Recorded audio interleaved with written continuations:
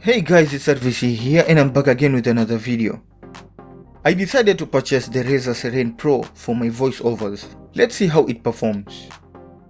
Before we begin, this is what I was using before, the Sony ICD PX333 voice recorder. I always used it together with a SpeedLink lav mic, but the voice had some echo to it. That's why I decided to upgrade. The Seiren Pro is actually well built, metal from top to bottom.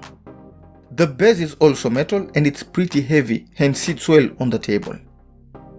The knobs for adjusting the position of the mic are unfortunately plastic, not rubber. The USB cable that comes with it is braided and pretty long.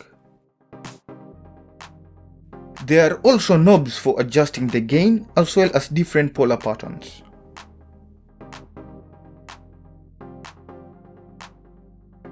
A knob for adjusting the output volume is also available.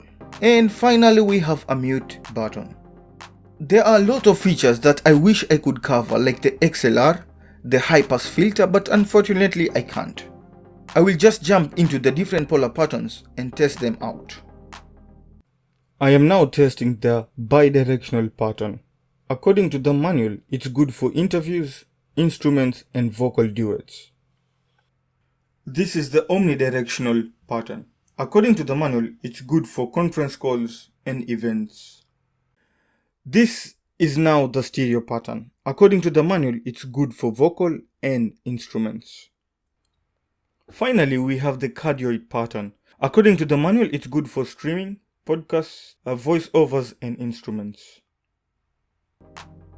Well, that's it for now. Thanks for watching and let me know if the clarity is good in the comment box below, of course.